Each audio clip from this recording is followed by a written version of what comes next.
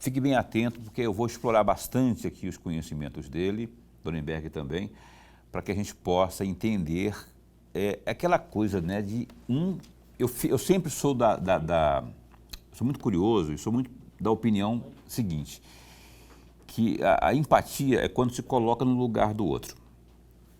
Quando você tem a tolerância para a empatia, quando você lança a mão da empatia, você acaba tendo a paciência de absorver o que o outro está passando, se colocando no lugar dele, você acaba sentindo e, ao sentir, você acaba tendo alguma contribuiçãozinha que seja. Muitas vezes você tem até a solução, até o remédio, não é?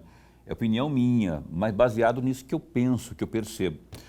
Agora, o que o doutor Adalberto tem aqui para falar, para trazer, eu já andei dando uma pesquisada aqui, vai muito além disso aí. Ele vai no seio da comunidade e ali ele consegue introduzir a percepção que o remédio, entre aspas, está ali, ou seja, a própria cura está ali, não é?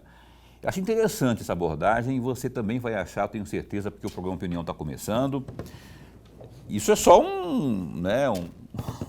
é só um relance, é só um respingo do que eu estou querendo passar aqui para você. E é isso, então fique bem atento, porque nós vamos falar muito sobre isso e muito mais no programa Opinião. Professor Lorenberg, como vai? Boa noite. Muito bem, Paulo. Boa noite, Paulo Coelho, e um grande abraço, mas um grande abraço mesmo a todos os nossos telespectadores, a razão maior do nosso programa. É uma grande verdade. É você que acompanha a gente em qualquer canto, pelo canal 22 ou ainda pela internet, www.gazetadigital.com.br, ou também pela página no Facebook da TV Pantanal. Ali, ó, é só entrar ali nessa página, na sua página do Facebook e digita lá TV Pantanal 22 HD. E aí estamos nós ao vivo para o mundo todo. É isso. Pois bem, olha só, o doutor Adalberto de Paula Barreto é um psiquiatra, professor brasileiro. Ele criou a terapia comunitária, da qual a gente vai falar daqui a pouco, terapia comunitária integrativa, que é uma metodologia aí de abordagem comunitária, aquilo que eu dei uma pinceladinha agora há pouco. Graduado em medicina, já deu aulas lá na Universidade Federal do Ceará, em 76, também cursou filosofia lá na Pontifícia Universidade de São Tomás de Aquino em 82, também já cursou, não é isso? Teologia também na Universidade Católica de Lyon, esteve na França também com os estudos em psiquiatria e também antropologia pelas universidades René Descartes, em 82, e também em Lyon, em 85, respectivamente. E o currículo é muito... Se for ficar falando o currículo daqui, a gente vai comer o programa inteiro e não vai terminar de falar ainda, né? Mas, olha só, que bom, satisfação de recebê-lo aqui. Obrigado, viu, doutor Adalberto, por ter aceitado o nosso convite. Eu quero abrir falando um pouco disso que eu percebi, joguei aqui, mas eu quero que o senhor dê uma aprofundada na terapia comunitária integrativa. O que, na prática, eu gostaria que a gente fizesse uma abordagem na prática durante todo o programa, porque quem está assistindo pode não ter o conhecimento técnico. Então, eu gostaria muito que essa sua entrevista aqui ao programa Opinião pudesse reverberar e, mais do que isso, entrar na consciência e no coração de quem está assistindo. Poxa, olha só. Eu estou mergulhado aqui em medicamentos e medicações e tudo mais, quando na verdade eu poderia buscar, não trocar bel prazer, né? Buscar um caminho alternativo aí para o meu tratamento. Eu queria que o senhor falasse um pouco a respeito disso. Boa noite. Boa noite. Bom, eu sou professor da Faculdade de Medicina da Universidade Federal do Ceará e eu tinha uma prática com os estudantes de medicina que faziam a parte de psiquiatria. E o Centro de Direitos Humanos lá da favela, que é meu irmão que fazia esse trabalho, começou a me mandar casos de pessoas que, além do problema dos direitos humanos, tinham depressão, insônia. Então, enquanto era 1, 2, 3, eu recebia no meio dos outros. Só que aumentou tanto que eu disse, não mande mais não, que eu vou com meus estudantes de medicina lá para a favela ver as pessoas em loco. Quando nós chegamos lá, tinham umas 30 pessoas, todas querendo um remédio. E eu não tinha remédio para dar. Então, fiquei escutando. E escutando eu me dei conta que se tratava bem mais de sofrimento, de dor da alma, de desgosto, do que de patologia, de doença que precisasse de remédio. Não é? E eu fui vendo que aquele modelo, nós temos um modelo clínico que é o problema das pessoas e das comunidades, a resposta vem das instituições e dos especialistas. E não se leva em consideração os recursos socioculturais que estão ali presentes. E aí veio a ideia de dizer, vamos criar um modelo que eu chamo hoje de modelo solidário, onde a comunidade que tem problema, ela também tem soluções. Basta só se reunir e organizar dessa forma. E a partir daí a gente começou a criar um modelo que hoje chamamos de terapia comunitária integrativa, que é a gente se reúne na comunidade, pode ser 30 a 300 pessoas, não tem número. A gente parte de uma situação, problema que as pessoas trazem, por exemplo, se o problema for insônia, eu não estou conseguindo dormir. Eu também não tenho remédio para prescrever e nem sei se vale a pena muitas vezes prescrever. Então, quando ela fala da insônia, a gente ouve, aí pergunta à comunidade ali presente, quem já teve insônia, o que é que você fez para resolver? Aí um dá, tomando um chá e dá receita, outro diz caminhando, cantando, rezando, aparece mais de 10 opções possíveis ali. Não é? Então, não é uma psicoterapia onde vai tratar as pessoas doentes, a gente vai usar os recursos da comunidade. Isso já tem 40 anos, é um projeto de extensão da Universidade Federal do Ceará. Hoje só no Brasil nós treinamos mais de 60 mil pessoas que estão nessas comunidades fazendo essas rodas de terapia, são os agentes comunitários de saúde. Já está presente em 47 países, eu nunca imaginei que algo que nascesse numa favela de Fortaleza pudesse chegar em tantos cantos, né? Então, e hoje já faz parte da política do SUS. É a única prática integrativa que é genuinamente brasileira, porque as outras é a medicina ayurvédica, a medicina chinesa, yoga, essas coisas todas. Então, é um trabalho onde a gente leva em consideração que aquela comunidade que tem problema, ela também tem soluções. Não precisa a gente chegar trazendo, porque isso vai gerar dependência.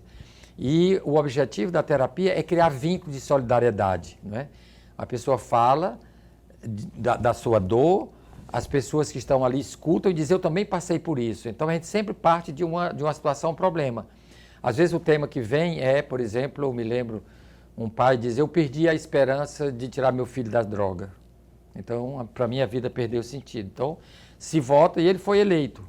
Então, ele fala um pouco, que tudo que ele fez foi para esse filho, e que esse filho, ele não conseguia mais tirar das drogas. Então, quando ele termina de falar, a gente lança para a comunidade, quem um dia já perdeu a esperança, não necessariamente ligado à droga, quem um dia já perdeu a esperança de casar, de arranjar emprego, de qualquer coisa, e o que é que eu fiz para superar?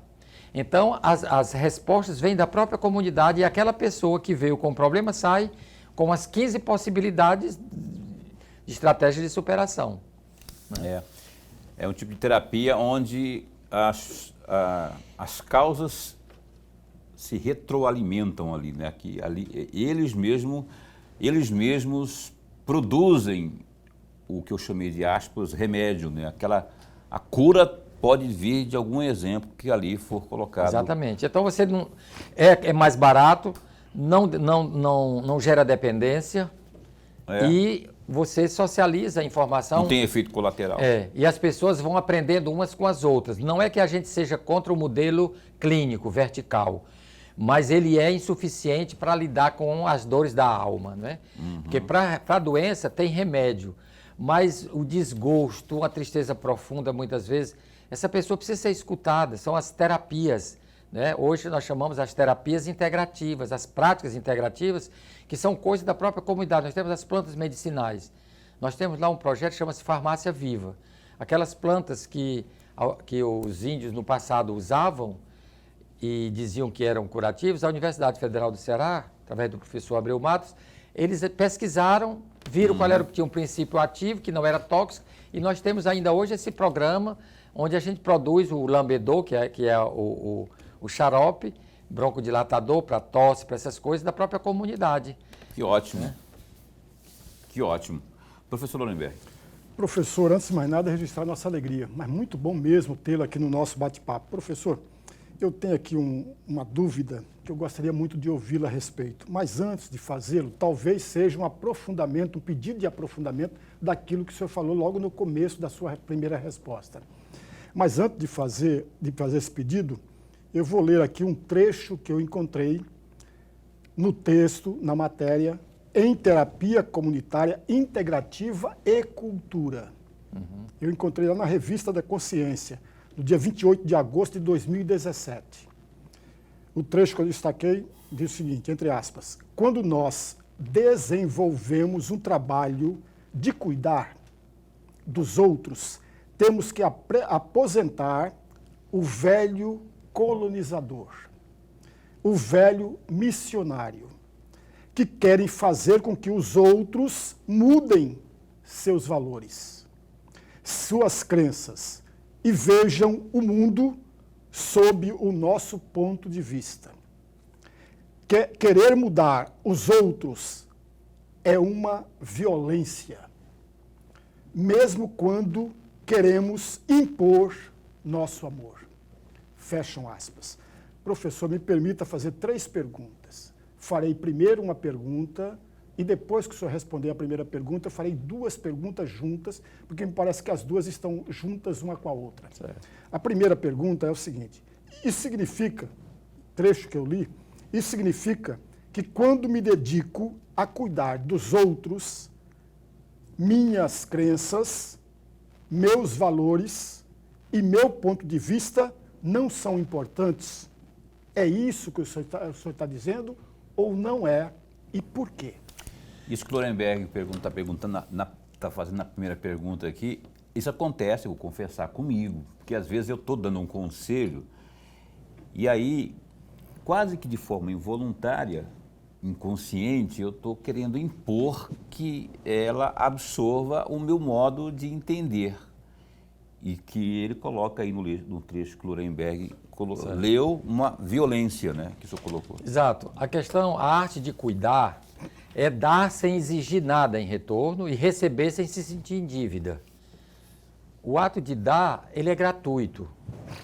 Eu não posso lhe dar e achar que você está me devendo, não é? Então, normalmente, quando a gente vai para esses lugares, por exemplo, de muito sofrimento, né, de precariedade, a gente chega como aquele que sabe, o salvador da pátria. Vocês têm problemas? Temos. Deixa comigo que eu tenho uma solução. Eu vou resolver aqui com meus amigos, não é? Ou querer colonizar, fazer eles mudarem de ponto de vista, ou de igreja, ou de religião. E eu acho que isso é uma violência.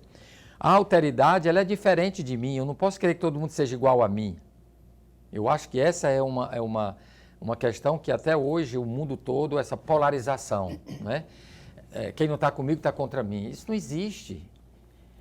Todos nós temos um anjo e um diabo dentro da gente. Eles ficam brigando. E entre o anjo e o diabo tem o humano. Então essa briga do anjo e do diabo, eu nunca posso acabar com o meu diabinho nem com o meu anjinho. Tem um que às vezes está em cima do outro no comando, aí a gente se corrige. E o humano vai crescendo, né? O que eu tenho visto, de uma certa forma, é que hoje, esse meu lado diabólico eu joguei no outro. Então houve uma polarização, se você é o diabo, eu sou o anjo. Você é do mal, eu sou do bem. Aí nós vamos brigar. Mas não tem crescimento, porque o crescimento humano vem quando essa dialética é briga interna de mim comigo mesmo para que eu cresça. Mas quando é eu com o outro, só tem violência e destruição. Então hoje nós estamos, a evolução da sociedade está crescendo de tal forma que está aumentando o isolamento, o sectarismo, um querer convencer o outro, se você não está comigo, está contra mim. Isso é o início da destruição social e da própria humanidade, se a gente for a longo prazo.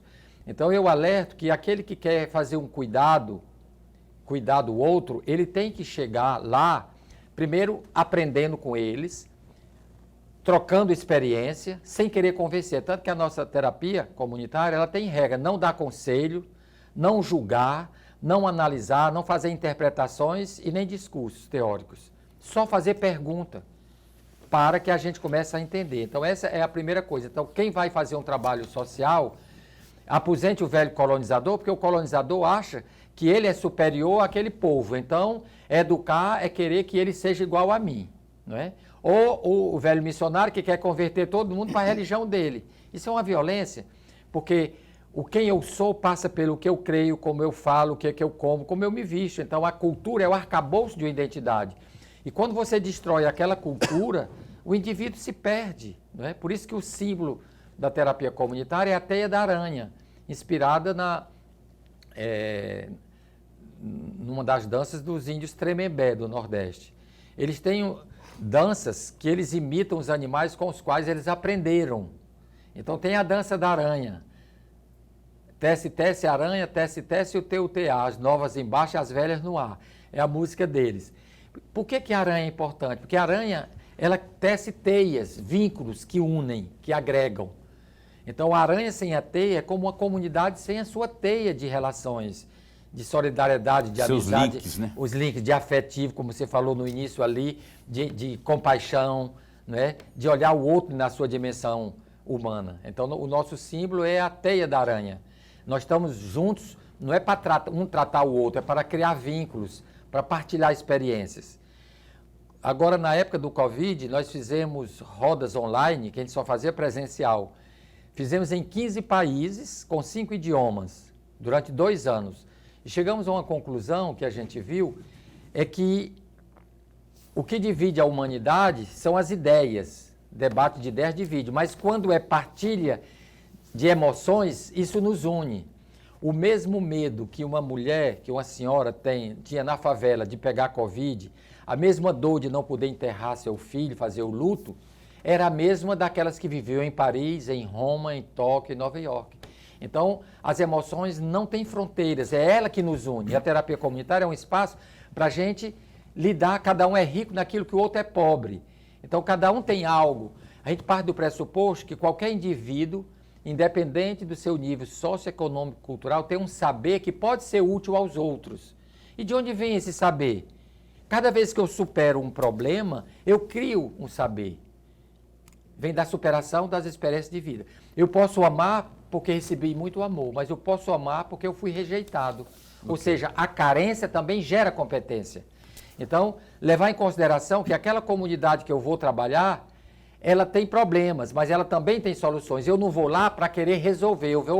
Eu sempre digo, eu faço a terapia comunitária, eu não faço para as pessoas. Eu faço a minha com elas. Porque lá eu estou me tratando da minha alienação acadêmica, universitária, eu estou questionando valores. E eu percebi que quando a gente trabalha nesses espaços de precariedade, eu também vou descobrindo que a precariedade também está em mim, na minha visão de mundo, na instituição, que está desumanizada, que está distante da população. Então, eu vou fazer também a minha terapia com eles. Não é formar pessoas para ir curar o povo, não. É juntos a gente aprender uns com os outros. O professor Lorenberg tem mais 2 perguntas para fazer, entretanto, contudo, todavia, ele vai fazer no próximo bloco, porque eu tenho que ir para o intervalo comercial agora, e não vou ter que interromper o doutor Adalberto aí e ele não vai concluir o raciocínio. Então, eu vou chamar o break comercial, mas é coisa de 1 minuto e meio, a gente retoma aqui a entrevista desta noite. Nós estamos aqui tendo a satisfação de entrevistar o doutor Adalberto de Paula Barreto. A gente volta num instante só.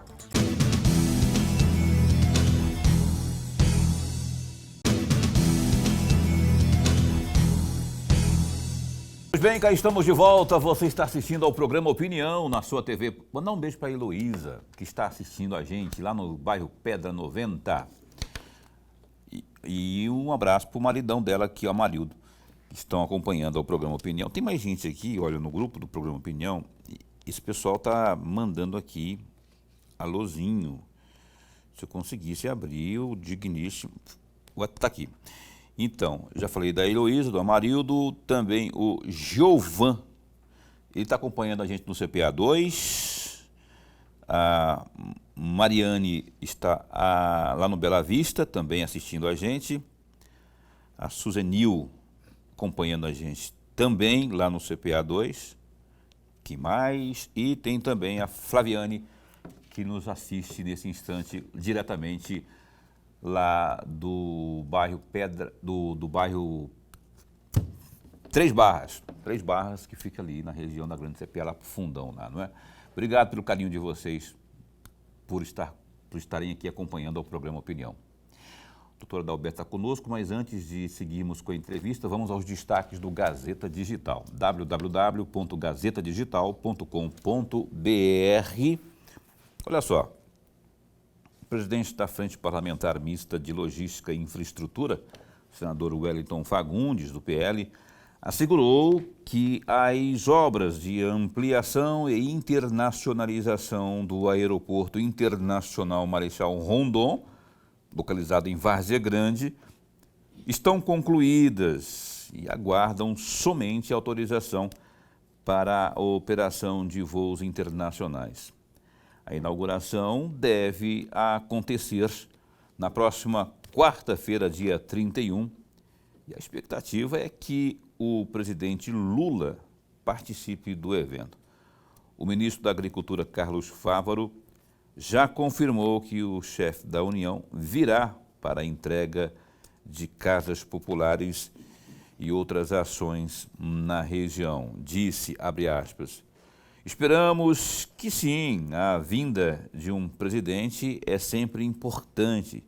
Estamos conversando com os ministérios, principalmente de portos e aeroportos, que coordenam os trabalhos, também a ANAC, e o presidente deve inaugurar o conjunto habitacional em Várzea Grande, que já passou muito tempo. Gostaríamos de concluir no governo Bolsonaro. Infelizmente, não concluiu, mas isso é bom. Um governo tem que dar prosseguimento e finalizar obras inacabadas, declarou aí em entrevista ao Jornal do Meio-Dia, o senador. Lorenberg, olha só, rapaz, lá está uma coisa maluca lá na Assembleia. Após pressão do governo Mauro Mendes, do União Brasil, para que a deputada Janaína Riva, do MDB, não fosse escolhida como primeira secretária da Assembleia Legislativa de Mato Grosso, os deputados chegaram a um consenso e indicaram o doutor João, do MDB, como primeiro secretário na chapa encabeçada por Marcos Russi, do PSB. O acordo é a sinalização de um recuo do grupo que apoiava Janaína Riva, do MDB, e que já havia assinado aí um documento a indicando como candidata à primeira secretária lá do parlamento. Apesar do, aspas, passo atrás, a indicação de um candidato está nas mãos dos legisladores. O Gazeta Digital apurou que o entendimento ocorreu na manhã desta quinta-feira, dia 25, após a avaliação da situação. Na avaliação dos parlamentares, o objetivo é manter o clima amistoso entre legislativo e executivo construído nos últimos anos. A manutenção dessa disputa poderia, então, rachar os grupos na Assembleia e criar uma situação ruim. Lorenberg, mexeram mais uma vez aí no tabuleiro lá. E cada dia tem uma emoção diferente, né? Cada dia tem um nome diferente. Hoje é doutor João. Se isso tiver sentido, se for confirmado realmente, o doutor João está...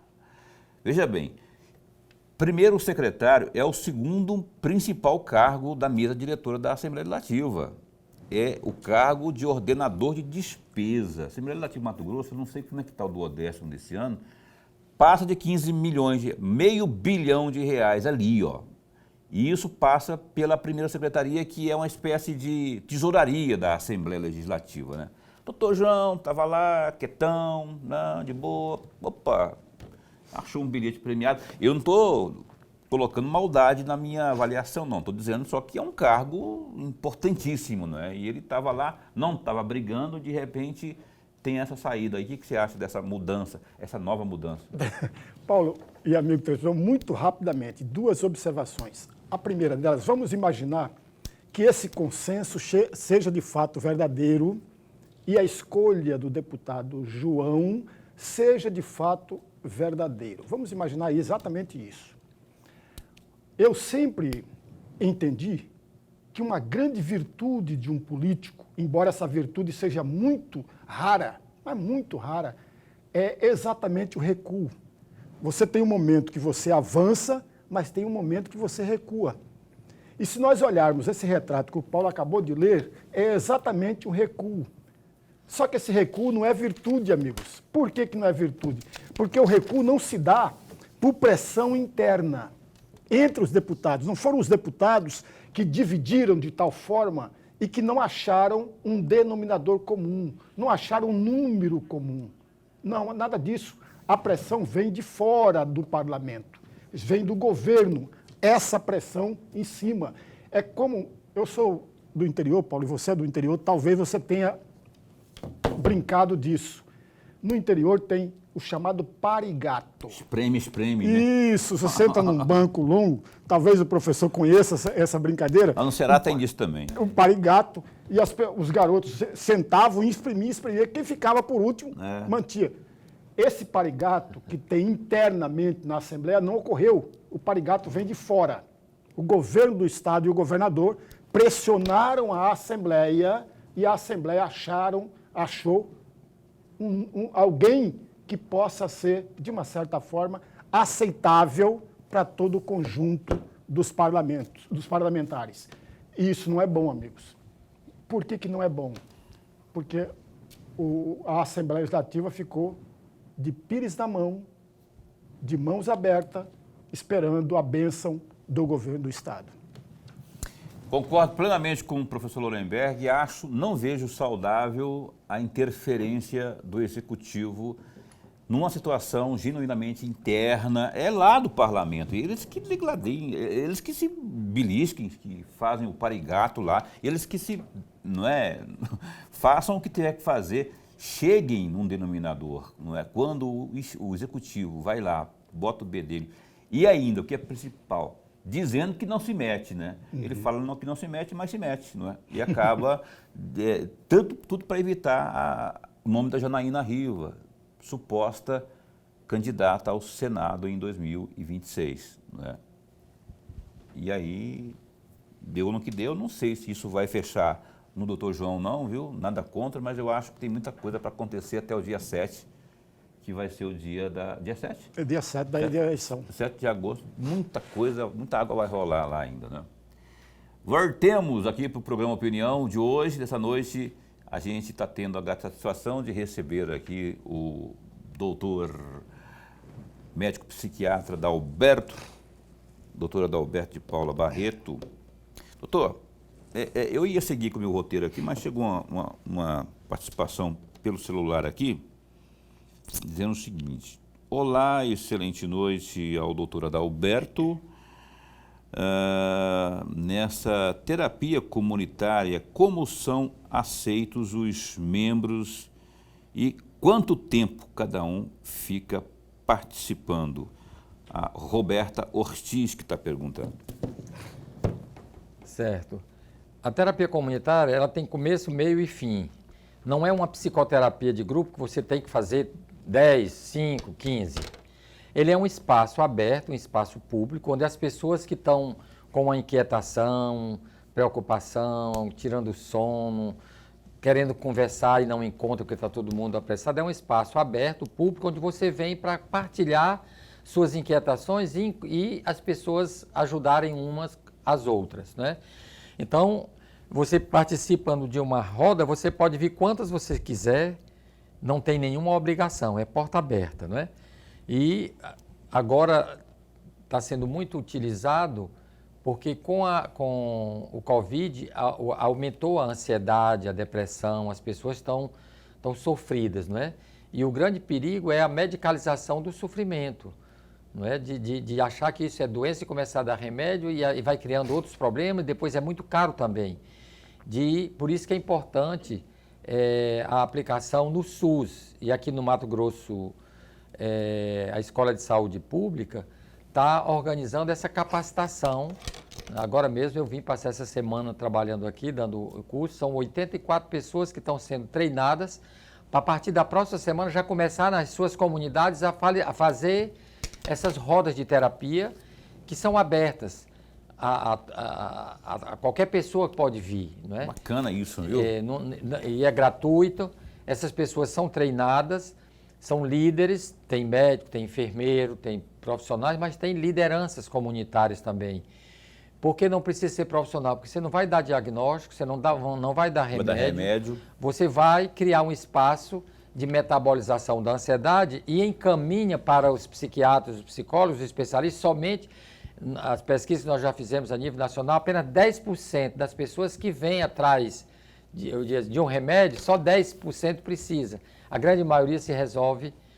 Nós temos até aquele ditado que diz: quando a boca cala, os órgãos falam, e quando a boca fala, os órgãos saram. Então é uma terapia para promover a vida e a saúde, não é uma psicoterapia para tratar gente doente. Muito bem. Terapia comunitária do Sistema Único de Saúde Mato Grosso, hein? Isso é muito bom saber, porque, que nem está dizendo aqui a doutora Adalberto, isso é um mal que está cometendo cada vez mais as pessoas. É verdade que depois da Covid isso aumentou? É verdade. Infelizmente, todo lugar por onde eu olho, no meu ciclo de amizades, no ciclo de amigos, tem sempre alguém com depressão, ou com muita ansiedade, que depois vira depressão, ou com pensamentos muito negativos, por aí vai. É uma ferida que precisa ser tratada. E aí tem o, aspas, remédio, que é justamente o SUS abraçando aqui no estado de Mato Grosso a terapia comunitária. Dentro de tudo isso que está falando aqui o doutor Adalberto, eu acho maravilhoso isso, porque é mais uma fagulha de esperança para as pessoas, e mais ainda, não é? Sem ter que se... Porque, que nem ele falou aqui, para mal da alma não tem remédio, para sofrimento não tem remédio. Remédio, ainda que eu creia muito nas orações, ainda que eu particularmente creia muito nas orações, sou temente a Deus e tudo, mas a cura propriamente ali, eu acredito muito nessa terapia que está sendo colocada aqui, porque as experiências acabam se retroalimentando ali, um servindo para ajudar o outro. Eu penso também dessa forma, eu acho bacana, muito bom termos aqui o Sistema Único de Saúde absorvendo isso aqui no estado de Mato Grosso também. Lorenbeck, você ficou duas perguntas para fazer, que eu acabei interrompendo e quase que não deixo você fazer esse bloco também. Mas, por favor, pode fazer aí. Mas vou juntar as duas perguntas, dentro daquela questão do cuidar do outro, que o senhor falou por diversas vezes no primeiro bloco, que eu tenho dentro de nós o diabo e o anjo. E o humano. E o humano. Eu sou sempre o anjo, o diabo ou o outro, numa tentativa de desqualificar o outro. Aí vem a minha pergunta. Eu vou fazer as duas juntas. O outro é sempre o nosso espelho ou o próprio reflexo do espelho d'água? É isso mesmo ou não tem nada a ver? A segunda questão professor, quando que o doar-se, o cuidar-se é libertador?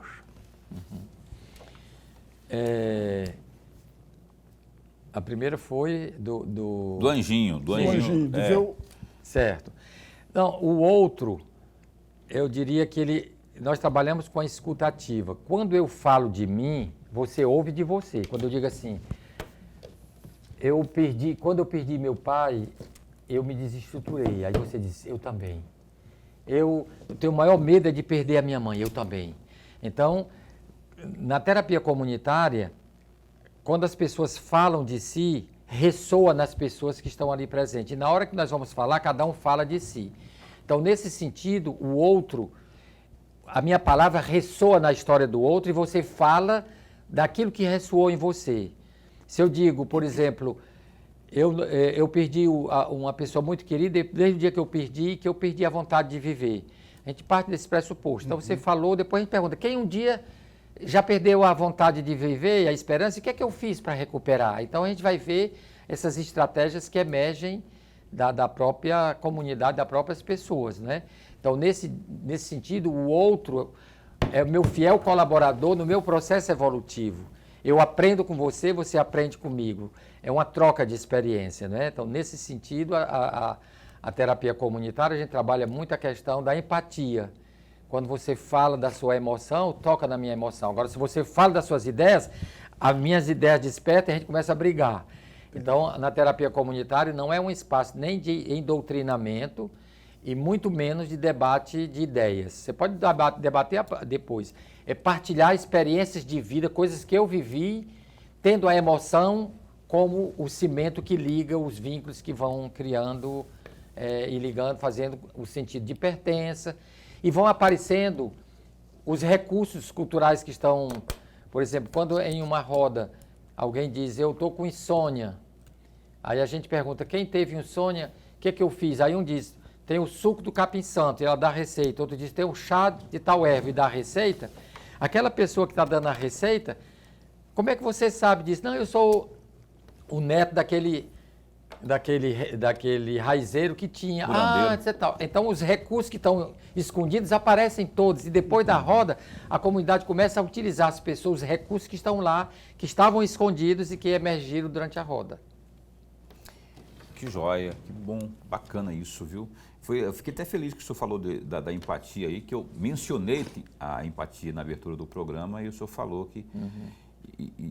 da importância dela também, né? Ela acaba startando a percepção e a vontade do outro de poder ajudar, de repente ali naquele ciclo comunitário, naquela reunião que está tendo ali.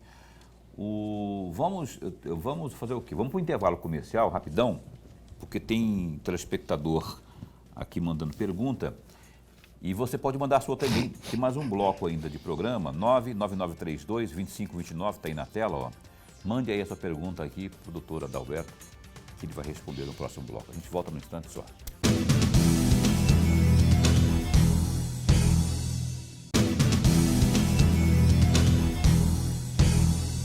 Agora são 8h14. Muito bom ter você aqui em nossa companhia. Estamos com o programa Opinião.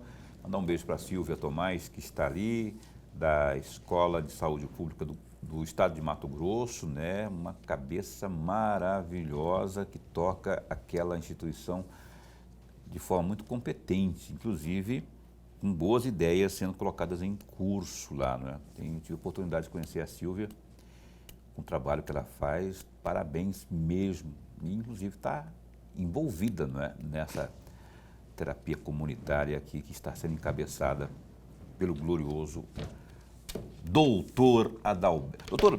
Doutor Adalberto está aqui com a gente, doutor Adalberto Barreto. Tem uma pergunta que chegou aqui pelo WhatsApp, que é o seguinte, se eu não me perdi aqui. Tá. Doutor Adalberto, meu nome é Mauro. Sou aluno da turma de TCI, terapia comunitária, que está tendo lá no Hotel Fazenda Mato Grosso, pela Escola de Saúde de Mato Grosso, ali da minha amiga Silvia. Eu gostaria de lhe perguntar sobre o que acha da atual medicalização excessiva dos ditos transtornos mentais e também como a TCI pode ser aí uma importante ferramenta na prevenção e também promoção da saúde mental como recurso para reduzir, então, a tal medicalização na saúde mental. Exato. Para mim, existe a patologia, como eu disse no início, a doença, só os profissionais de saúde podem intervir, porque eles foram treinados para diagnosticar, para dar remédio e para acompanhar. Do outro lado, você tem o sofrimento, a dor da alma, que é uma ação cidadã, que se usa os recursos da cultura, que são as práticas integrativas, hoje são muito eficientes nesse tratamento. Então, Nós temos lá um programa na Universidade Federal do Ceará, que é para a desmedicalização do sofrimento, que é o que minhas dores querem me dizer. Então, nós sabemos, dentro da visão sistêmica, que um sintoma é um alerta para um estilo de vida que eu estou levando. Do mesmo jeito que quando você está dirigindo o carro, aparece a luzinha vermelha, ela está te assinalando que se você não botar combustível ou não mudar a bateria, o carro pode dar o prego, né? Dá problema. Então, os nossos sintomas, como insônia, gastrite, dores, são alertas para um estilo de vida que nós estamos levando. Então, são mensagens inconscientes que a gente tem que decodificar para fazer isso. Como nós estamos numa sociedade muito medicalizada, qualquer dor a gente quer logo tomar o remédio para acabar sem nem saber o que é que ela está querendo nos comunicar. Então, nós desenvolvemos um outro programa que se chama Decodificando a Linguagem dos Sintomas. Então, dependendo da dor que a pessoa traz, tem uma mensagem. Por exemplo, a gastrite nos fala, ela aparece quando a hiperacidez cresce muito. Mas o que é que faz a hiperacidez crescer? É quando nós temos o alimento material e o alimento afetivo. O alimento material, carne, o que a gente comer, se ela tiver gordurosa demais ou não tiver saudável, a resposta biológica aumenta o ácido para poder digerir. Mas esse ácido é também aumentado quando eu tenho uma raiva, quando uma pessoa que eu quero bem me diz uns desaforos, me trata mal, a resposta biológica é a mesma. Porque o nosso cérebro não distingue o real do virtual, é uma coisa só. Então, quando você diz que tem uma gastrite, você está dizendo que existe um excesso de ácido. A medicina, nós temos medicações que a gente prescreve para as pessoas reduzirem a produção do ácido. Mas se ela parar, volta. Aí a gente esquece que tem esse componente psicossomático, né? Que é da parte afetiva. E lembrar a pessoa que talvez a gastrite, numa linguagem simbólica, é raiva de digerir o alimento afetivo que eu estou recebendo. E, do mesmo jeito que a gente prescreve para a gastrite ligada à alimentação material, evite comer farinha, não toma café, a gente tem que lembrar as pessoas que também têm gastrite, que ela tem que também ter uma dieta, evitar pessoas tóxicas, relacionamentos violentos ou tóxicos mesmo, abusivos. Então eu tenho que ter esse cuidado na alimentação afetiva, de não estar ao lado de pessoas que estão botando você sempre para baixo e deixando. Você pode adoecer também por isso. E muitas vezes a gente esquece esse lado que é invisível, ficando só achando que tem a ver com a comida material que a gente comeu. Então, nessa perspectiva, é importante para desmedicalizar o sofrimento. Não é que eu sou médico, sou psiquiatra e eu uso o remédio, eu acho que o remédio é muito importante para quem precisa. Quem está com a depressão, o remédio certo. Agora, está tomando remédio só porque está com uma tristeza, com uma certa ansiedade, porque o que é que reduz a ansiedade? Você tem a química. Quando você toma um comprimido, ela baixa, mas se 4 horas depois, 5 horas não tomar outro, volta.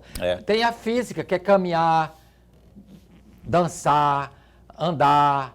A gente esquece da física. Então é importante lembrar as pessoas que o remédio é necessário, mas não é a única coisa, é a última muitas vezes. Doutor, olha só, eu vou ter que dar uma corridinha aqui, porque o tempo está indo para o final, rapaz, e tem um pessoal participando aqui.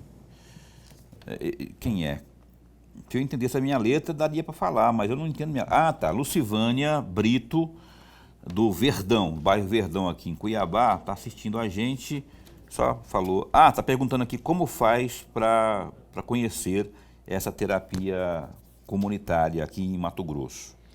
Eu diria que procure o pessoal da Escola de Saúde Pública, porque está sendo treinado em todos os municípios do estado. Aqui também tem, amanhã mesmo tem uma roda de terapia, umas 9 horas, 10 horas da manhã, no Horto Medicinal, que tem aqui toda sexta-feira tem.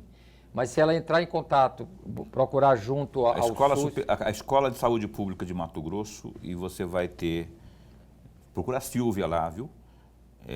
Lá na Escola Superior de Saúde Pública, que você vai ter mais informações. A Cleusa Oliveira, lá de Várzea Grande. Pelo que eu entendi aqui no grupo, ela perdeu o marido. Ele faleceu tem 1 ano e meio e ela, de lá para cá, ela perdeu toda a razão de viver. Tanto que ela está dizendo assim, me sinto impotente para reagir e acabo ficando dependente de ansiolítico, aquele remédio para... Remédio, né? Né? Tem um provérbio que eu gosto muito, ele diz, o pássaro pousado no galho de uma árvore não tem medo que o galho se quebre, porque a sua confiança não está no galho, mas nas suas asas. Então, na nossa vida, muitas vezes, quando o galho quebra, todos os nossos relacionamentos são provisórios, como são provisórios os galhos da vida. E quando cai, é lá onde eu descubro, muitas vezes, que eu não sou parte daquela árvore. Eu sou um pássaro que eu tenho que voar. Os que caem em depressão ou adoecem são aquelas pessoas que, quando o galho quebra e ela cai, ela se esquece de que ela não é parte desse galho, que aquele galho é provisório. Tudo na vida é provisório. A gente passa, vai passando, ninguém leva nada. Não é? É essa consciência que, quando a gente cai, vem um baque, mas é a hora também de se levantar.